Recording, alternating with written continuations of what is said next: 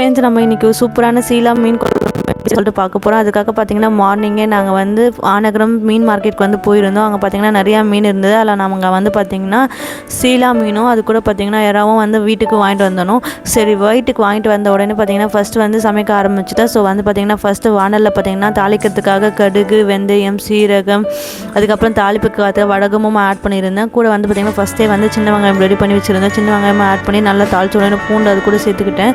Next வந்து பார்த்திங்கன்னா கருவேப்பிலை, இஞ்சி, பூண்டு வந்து பார்த்திங்கன்னா லைட்டாக இடிச்சு வச்சுருந்தேன், அதையும் ஆட் பண்ணிக்கிட்டேன். நெக்ஸ்ட் வந்து தக்காளி சாறு வந்து பார்த்திங்கன்னா நான் வந்து அரைச்சி வச்சுருந்தேன், அதையும் ஆட் பண்ணி அது நல்லா சொன்ன உடனே வந்து பார்த்திங்கன்னா அது கூட வந்து பார்த்திங்கன்னா மஞ்சத்தூள், மிளகாத்தூள் நல்லா வந்து போட்டிங்கன்னா இது அந்த மிளகா வாசனை போகிற வரைக்கும் வந்து இது பண்ணிவிட்டு நெக்ஸ்ட் வந்து பார்த்திங்கன்னா புளி தண்ணி ஆட் பண்ணிக்கிட்டேன். நெக்ஸ்ட் வந்து பார்த்திங்கன்னா ஸோ எல்லாமே போட்டோம், உப்பு போடணும்ல, முக்கியம் இல்லை. ஸோ வந்து பார்த்திங்கன்னா உப்பும் வந்து ஆட் பண்ணி டேஸ்ட் பார்த்தேன், ஓகே கரெக்டாக இருந்தது.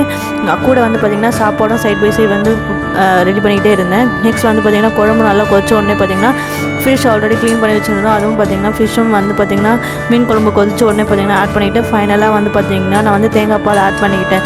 ஸோ அதுக்கப்புறம் பார்த்திங்கன்னா கொஞ்சம் மீன் இருந்தது, அதில் வந்து பார்த்திங்கன்னா வறுத்த மீனை வந்து அதை ஃபிஷ் ஃப்ரை பண்ணலான்னு சொல்லிட்டு ஃபிஷ் ஃப்ரையும் வந்து ரெடி பண்ணி எடுத்து வச்சுக்கிட்டேன்.